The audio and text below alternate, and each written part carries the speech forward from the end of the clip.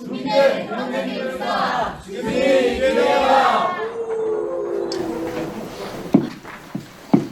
대전은 평생교육사들한테는 좀 의미 있는 곳인 것 같아요.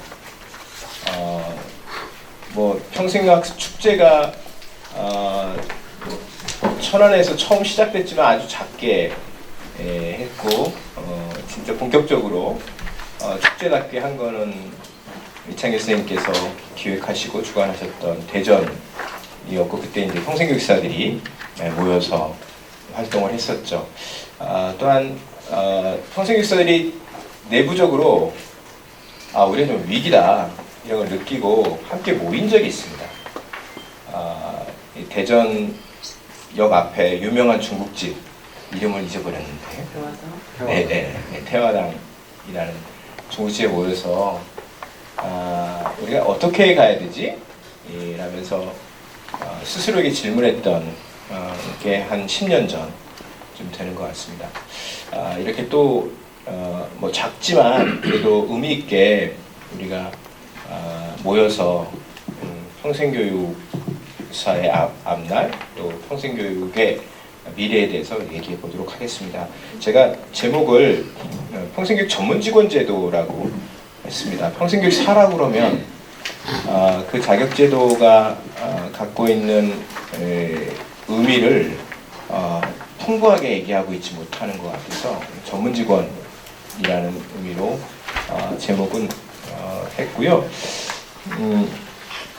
개인적으로는 2000년도부터 지금까지 한 20년 정도 평생교육법이 제정되고 나서 평생교육사들의 약진은 대단했다고 개인적으로 체감합니다. 뭐 수가 는 것뿐만 아니고 평생교육사들의 활동, 또 평생교육사들이 갖고 있는 뭐라 그럴까요? 사회적 영향력 뭐 이런 거 굉장히 커졌다고 생각됩니다. 다만 이제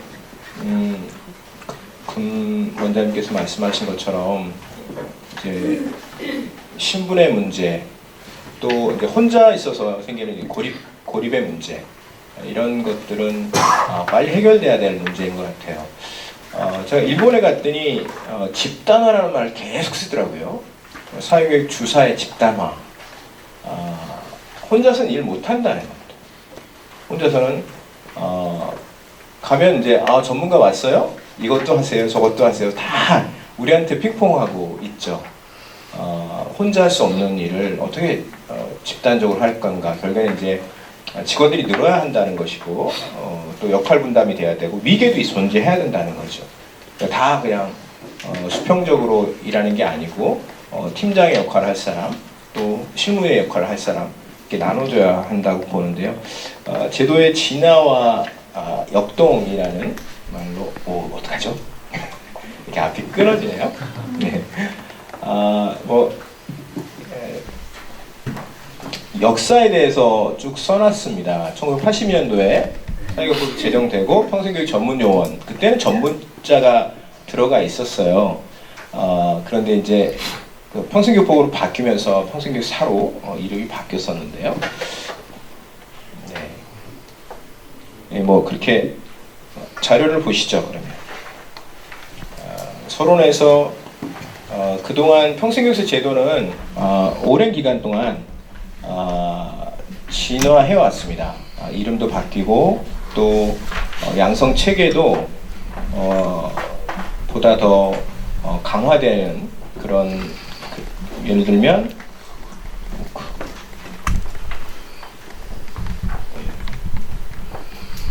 제가 만지고 있는 겁니까? 막 움직여서 20학점으로 전문성을 확보한다는 건 불가능한 일이었고, 그래서 2007년도 법이 바뀌면서 30학점으로 늘렸습니다. 그거 굉장히 어려웠던 거고, 사실 더 늘렸어야 되는데 그러지 못했던 거고, 실습도 했고, 실습도 학점화하고, 또 2등급으로 있던 것을 이제 3등급으로 만드는 그 내부적인 제도를 저희가 조금 진화시켰던, 스스로가 진화시켰던 것이라고 보시면 될 겁니다. 제도가 만들어지는 과정이나 이런 것들에 대해서는 이제 그렇게 중요하게 얘기하지 않고, 오늘은 좀 주로 이 배치와 관련해서 또 평생교육사의 공무원화에 대해서 좀 얘기해 보도록 하겠습니다.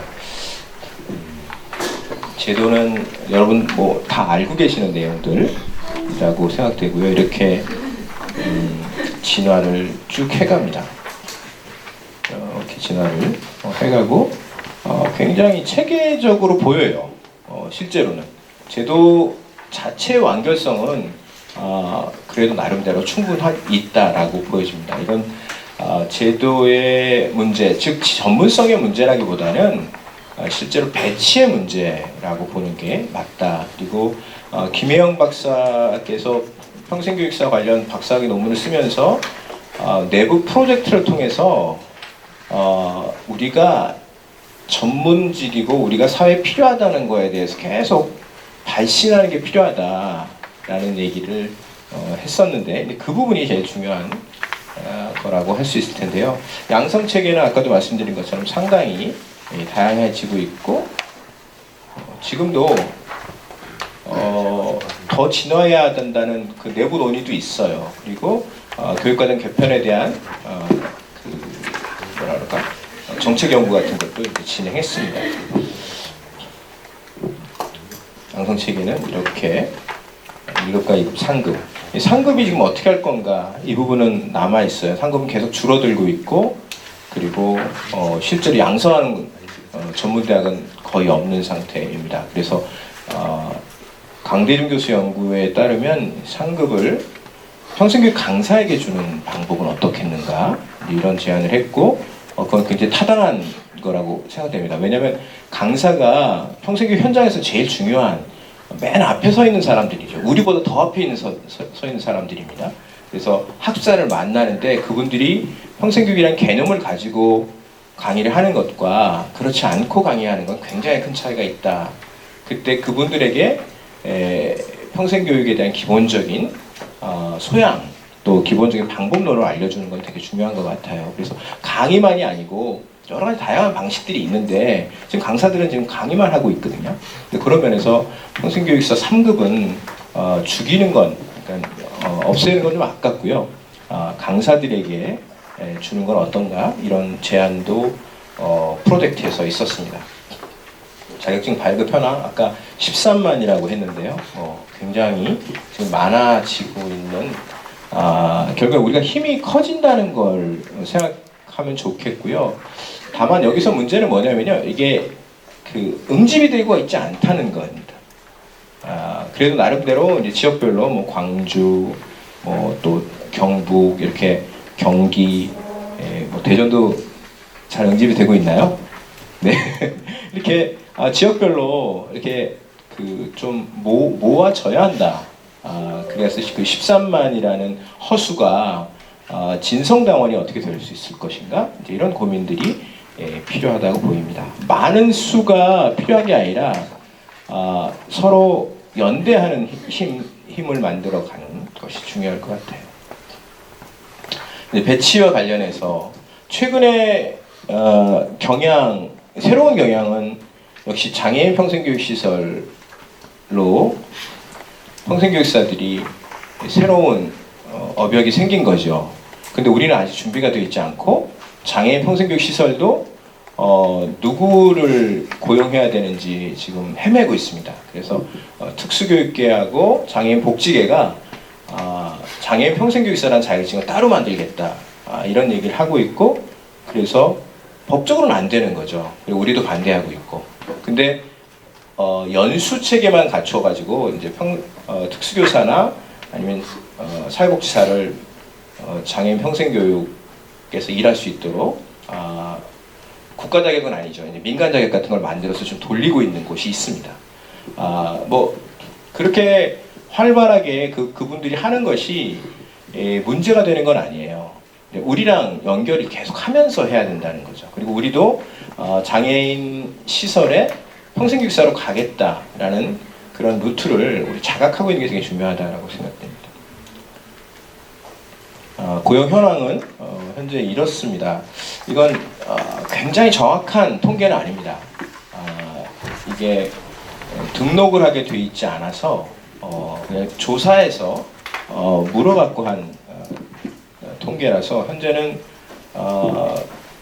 평생교육기관 한 5,000개의 평생교육사가 6,600명 정도 재직하고 있다고 해서 한 1점 정도가 평생교육사가 한 기관에 있다고 하고 있습니다.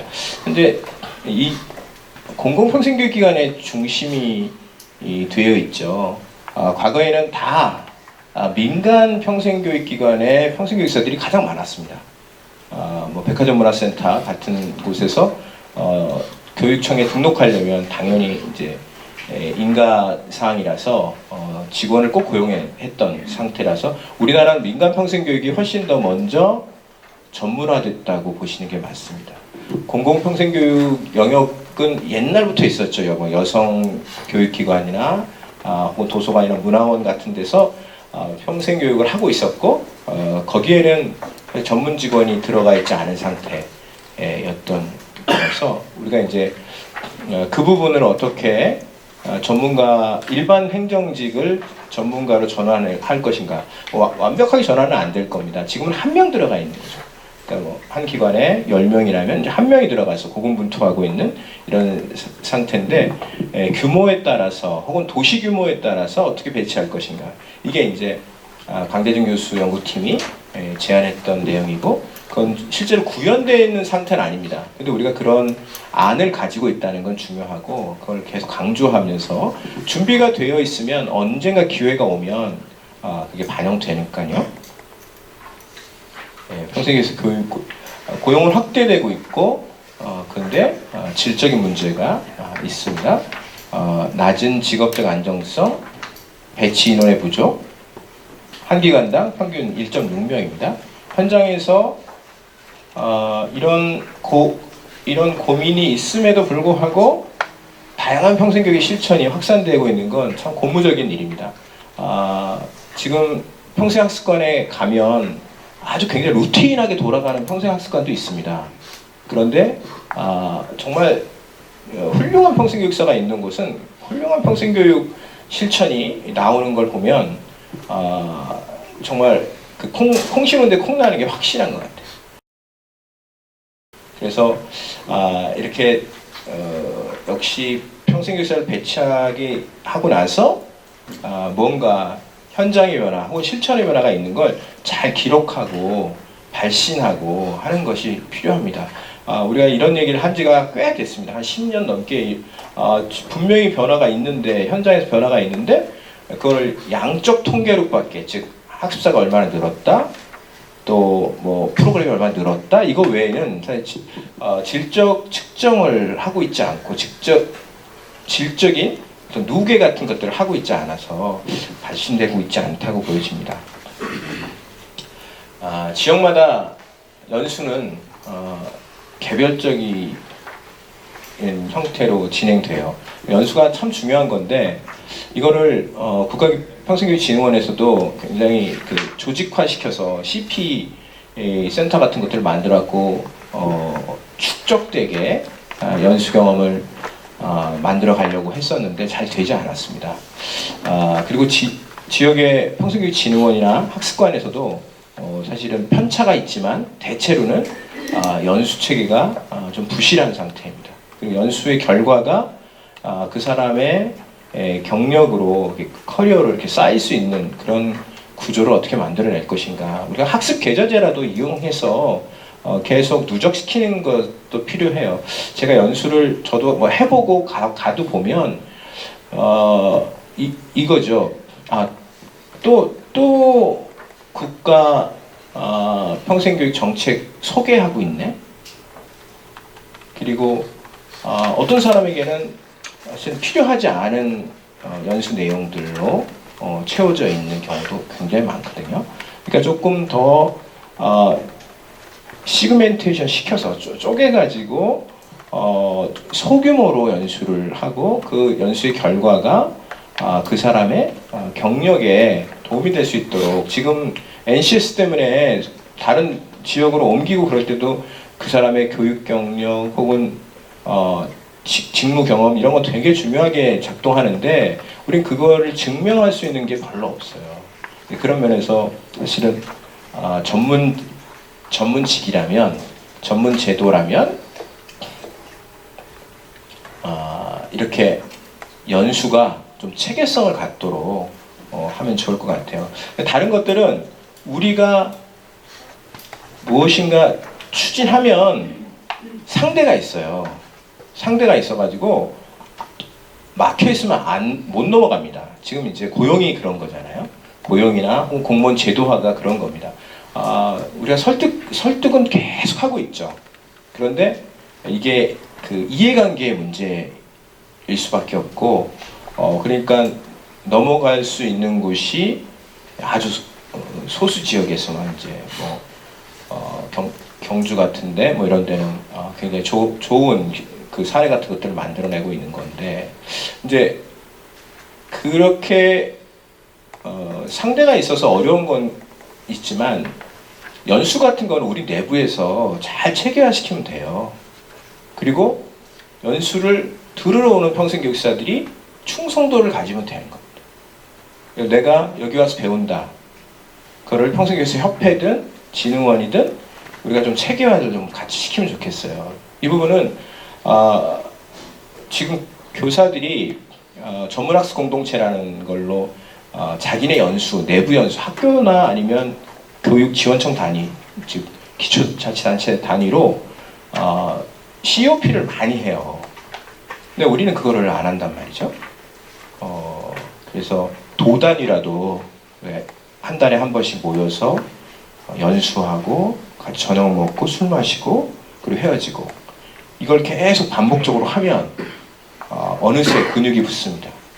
이건 제가 지역과 함께하는 학교 사업이라는 사업을 했어요. 지금 여기도 계시나요? 지역과 함께 하는 학교 사업에 오셨던 평생교육사 32명 평생교육사를 처음에 딱 연수한다고 모아놨는데 완전 폐잔병 그 자체였어요. 뭐 제가 이렇게 TV가 부담스럽긴 하지만 그분들도 자기들 스스로 그렇게 인식했어요. 우리가 뭘 해야 되죠? 또 우리가 이거 얼마나 몇 년까지 이걸 할 수 있어요? 이러는 분들이었어요. 근데 매달 모였습니다. 매달. 그래갖고 연수했어요. 그리고 돌아가고 연수하고. 그러면서 제가 보기에는 평생교육사 중에서 가장 훈련이 많이 받은 그 평생교육사는 지함교를 했던 그 평생교육사들일 거예요. 아직도 전국에 가면 굉장히 많은 분들이 지함교 사업은 종료가 됐습니다. 학부모 사업으로 예산이 넘어가면서 그분들이 학교 평생교육으로 가시든지 아니면 지자체 평생교육사로 가고 그러셨어요. 그분들이 지금 그 경험으로 한참 가시는 게 아닐까라고 생각됩니다. 여러분도 지역에서 지금 개별적으로 그냥 공문이 와서 오는 연수가 아니고 우리가 우리 스스로 만드는 연수를 기획하고 그것을 계속 누적할 수 있는 힘. 평생교육은 아까도 말한 것처럼 우리 스스로가 계자제라는 제도를 갖고 있어요. 그 제도에다가 우리가 차곡차곡 넣으면서 진행하면 어떨까 생각됩니다. 자격연수가 우리는 1, 2급밖에 2급에서 1급으로 가는 지금 자격연수 정도가 지금 현실에서 구현되고 있는 상태입니다. 근데 국가진흥원에서 서울에서 조금 독점적으로 운영하는 그런 상태라서 어떻게 국가진흥원과 지역의 광역진흥원이 협동해서 진행할 것인가 이런 것도 좀 고민해야 될 필요가 있는 것 같고요. 평생교육사 협회의 역할이 굉장히 중요하겠죠. 사실은 사회복지사나 의사협회나 이런 사자협회들은 대체로 연수를 다 자기네들이 가지고 있어요. 연수 체계를 가지고 있고 승급을 협회 회장이 발급하는 구조를 갖고 있습니다. 우리도 이제 그런 생각을 갖고 있습니다. 지금 그래서 어떻게든 협회가 힘이 생기도록 계속 힘을 같이 모아야 할 거라고 생각됩니다. 평생교육사 협회는 회장과 임원진이 운영하는 곳이 아니에요. 우리가 다 같이 운영하는 곳이라고 볼 수 있을 겁니다. 이제 평생교육사 제도 변화를 보면 몇 가지 쟁점이 있습니다. 주체들 간의 인식 차이가 상당히 있어요. 즉 일반 공무원들의 사고방식, 교육부부터 시작해서 지역에 있는 일반 행정직들은 전문성 있냐? 라는 제일 먼저 물어보는 게 그거예요. 전문성 있죠. 그러니까 그 논의의 이슈를 전문성에다 두면 실패합니다. 그게 아니고 우리가 몇 명이나 배치되어 있어서 그런 논의, 즉 평생교육을 담당하고 있는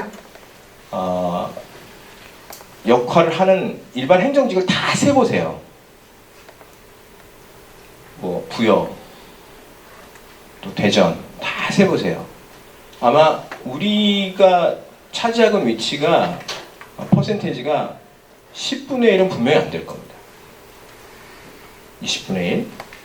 결국에는 그런 전체가 전문성인 것인데 지금 현재 평생교육의 상태는 일반 행정직이 처음 와서 평생교육을 듣는 그런 사람들이 중심이 되고 의사결정은 그 사람들이 하고 결국에는 우리가 전문성을 발휘할 수도 없고 전문성을 키울 수도 없고 하는 상태이기 때문에 전문성 이슈보다는 다른 이슈로 간다. 제가 인파먼트 이슈라고 부르는데요.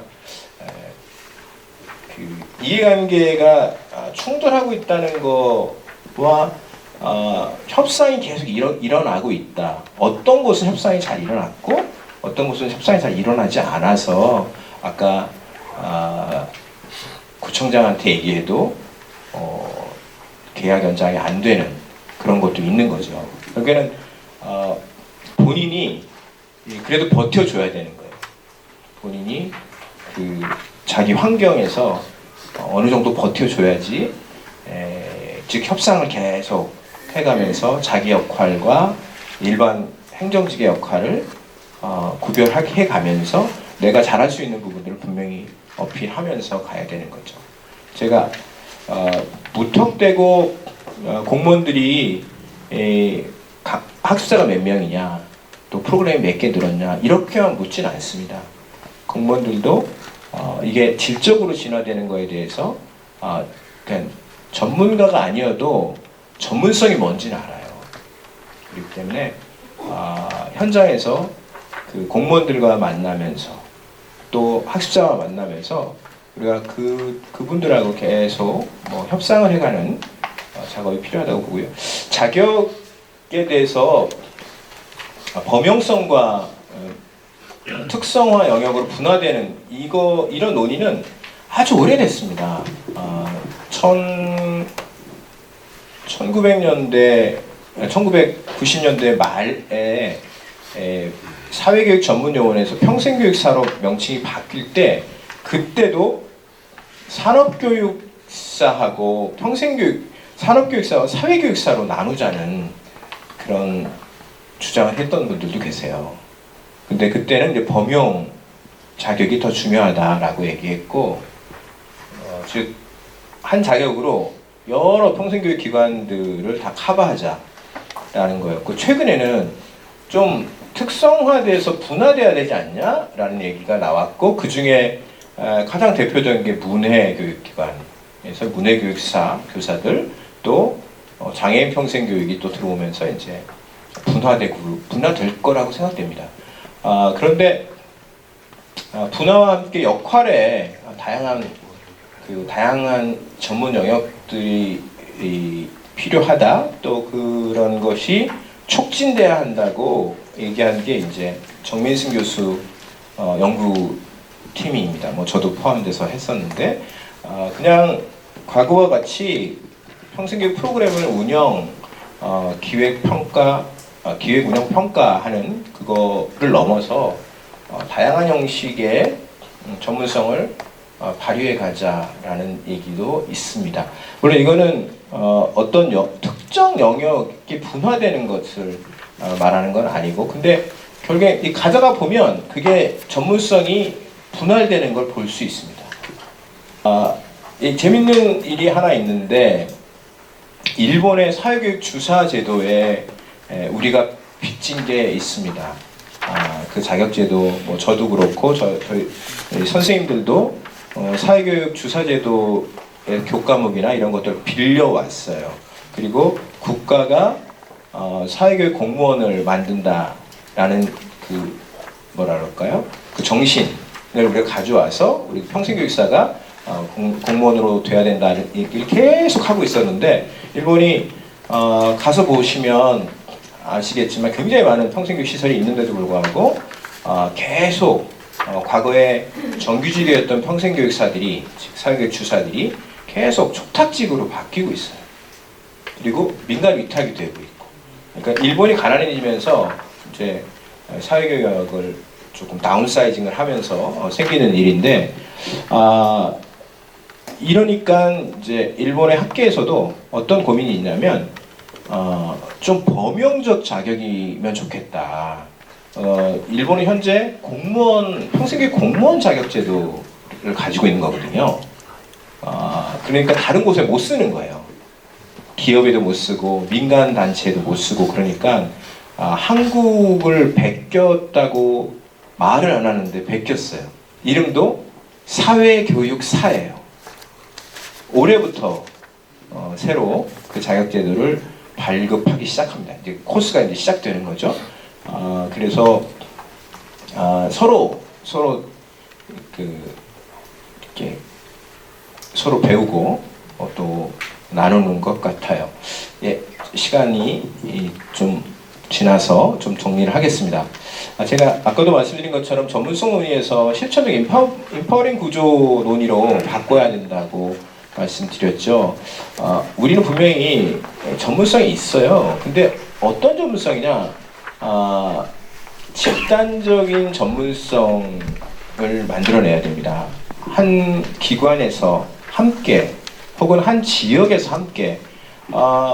지금 뭐 대전에 평생교육사를 세면 한 기관에 2명, 3명 이상 있는 곳은 진흥원밖에 없잖아요. 대체로 이제 한 지역에는 한 명의 평생교육사나 아니면 여러 기관으로 흩어져 있는 평생교육사, 뭐 대덕구나 유성구 정도가 이제 그런데,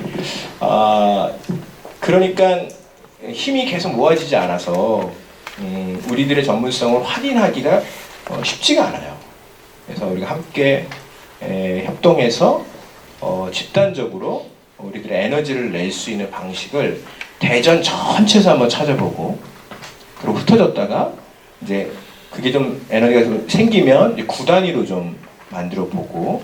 그건 어느 게 먼저인지는 뭐 제가 방향에 대해서는 말씀드리는 건 아닙니다. 근데 뭐 그냥 제안 드리면, 진흥원이 이렇게 장을 펼쳐주시니까 계속 모이셔서 한 달에 한 번, 그냥 저는 모여서 책 읽어도 좋고, 혹은 그냥 얼굴만 보고 가도 좋다고 생각해요.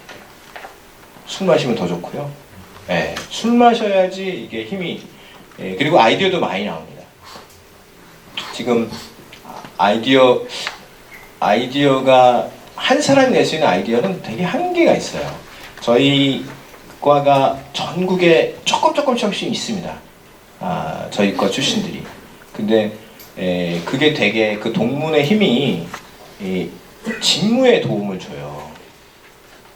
그건 뭐냐면, 어떤 문제가 생기면 다 선배들이 고민했던 문제거든요. 그러니까 질문하면 받아서 자료 받아갖고 그거 갖고 일을 하는 것처럼, 우리가 지금 한 대학이 뭐가 문제예요? 우리 다 같은 배를 탄 사람들이니까 서로 학습하고 서로 나누는 그런 구조 좀 필요한 것 같습니다. 현장의 성장, 그리고 양성체계의 전문화와 다양화가 좀 필요한 것 같습니다. 그러니까 대학별로도 좀 다양성이 좀 생기면서 만들어져야 되고, 대학에서만 양성하는 게 아니라 진흥원에서 양성하는 체계는 어떻게 해야 되는가, 이런 고민 같은 것들이 필요하다고 보여집니다. 공공평생교육사 배치에 관한 역동은 공무원 제도 직렬화 문제입니다. 여기 꽤 많은 분들이 이 직렬화에 동참하셨고, 제가 마지막 서류를 만들어서 행자부 직원한테까지 보냈었어요. 그런데 돌아오는 건 되게 냉랭한 상태입니다. 이게 이제 그게 언제 보낸 거냐면 2011년도입니다. 그리고 공공일자리 80만 이런 기회도 있었어요, 우리한테. 근데 우리가 충분히 준비하지 못하고 그냥 공무원 뭐든 좋다, 공무원 자리면 공공일자리로 주겠다, 그렇게 대통령 발신하신 거 아니에요? 근데 교육부가 그걸 챙기지 못하는 거예요. 교육부가 챙겨줬어야 되는데 우리 쪽은. 그래서 그동안 잘 준비하고 있던 곳에서는 굉장히 많은 일자리들이 만들어졌습니다. 가장 만들어지기 어렵다는 교사 TO를 엄청난 교사 TO를 만든 게 우리 학교에 문헌정보교육과라고 있거든요. 사서교사가 가끔 강물에 콩나듯이 이렇게 배치가 되다가 최근에 몇십 명씩 배치가 되고 있습니다. 이런 건 기회를 잘 탄 거고 준비를 했기 때문에. 그러니까 고요한 호수에서 뭔가 계속 무슨 일을 했던 거죠, 그 사람들이. 우리도 그런 일들을 좀 해야 될 거라고 생각됩니다. 지금 여러 가지 움직임들은 있습니다. 근데 우리는 좀 위에 레벨에서만 움직임이 있어요. 밑에서 그걸 받쳐주는 힘이 약한 거예요. 여기 평생교육사가 다는 아니실 텐데 평생교육사 협회 회비를 내시는 분 이렇게 손들면 부끄러울 정도예요, 우리가. 그러니까 꼭 내셔야 돼요. 10,000원만 내면 돼요. 그러면 여러분이 자고 있을 때도 그걸로 고용된 평생교육사는 일을 하게 돼 있습니다. 제가 이 얘기를 10년 전에도 말했어요. 평생교육사가 아주 기본적으로 해야 될 일입니다. 평생교육사 협회에 소속감을 갖는 것, 그리고 아주 소액의 멤버십을 자기 스스로가 거기에다가 두는 것. 그러면 바뀌는 게 있습니다. 아무리 제가 교문위원회 위원장에 이렇게 찾아갔어요. 이분들하고 같이. 저는 제일 말석에서 앉아 있었는데 이찬열 교문위원장이 이러시는 거예요. 왜 다 교수들만 왔어요? 그때 이창기 교수님도 같이 가셨거든요. 다 교수야, 다 교수. 얼굴이 후끈했어요, 우리가. 왜 현장 사람들은 없냐는 거예요. 지금은 이제 현장에서 계속 가고 계십니다. 신 의원 이름이 뭐죠? 신경민 의원이 갑자기 평생교육사를 어떻게 알게 됐는지 뭐라고 합니까? 국정감사 때 평생교육사 양성 잘 되고 있냐, 배치 잘 되고 있냐, 이제 이런 걸 묻기 시작했어요. 그런 분이 자꾸만 나오면 좋은 거죠. 그러니까 어떻게든 우리는 목소리를 계속 내야 되고 조직화시켜서 내야 된다라는 말씀 드리겠습니다. 그 말이 이제 조금 정리해서 말씀드리면 평생교육 전문성과 공공성을 보장해야 할 필요성에 대해서 평생교육 내부의 새로운 구상과 집단적 노력을 하면서 안팎의 지지를 확대해가는 다이나믹이 형성돼야 될 거라고 생각됩니다. 이제 결론입니다. 현장에 고군분투하고 계시는 다양한 실천들을 알고 있습니다. 얼마나 힘드실지는 알죠. 그렇지만 이제 우리는 거기서 이제 삶의 의미를 찾는 거니까. 그런데 이게 막연하게 계속 갈 수는 없잖아요. 그러니까 우리가 하는 것들이 사회적으로 인정받고 또 사회적으로 의미 있는 시스템화가 필요하다고 보여집니다. 그러려면 새로운 돌파구를 찾아야 되고, 그거는 법 개정이나 제도의 전환이라고 생각되고, 그건 에너지가 다 당사자에게서 나와요. 당사자가 얘기하지 않으면 아무도 몰라요. 우리가 존재하는 것도 몰랐어요. 제가 어지간하면 평생교육 전문 직원이라고 그랬겠어요. 평생교육 사라고 그러면 무슨 말인지 몰라요. 그러면 안 됩니다. 제가 과거에 우리 집사람 사회복지과 사회사업학과 학생이었는데 만났을 때 사회사업이 뭐냐고 물어봤어요. 84년도에. 그만큼 제가 무식했고 아마 전 국민이 대체로 그 정도 수준이었을 겁니다. 근데 지금은 운전면허증처럼 사회복지사 자격증이 많다니 사람들 다 자각하고 있는 거죠. 평생교육사에 대해서도 우리가 목소리를 내야 된다. 그리고 자주 모여서 우리의 서로 의지하는 그런 집단적 노력들이 필요하다고 보여집니다. 예, 이상으로 제 발표를 마치겠습니다. 고맙습니다.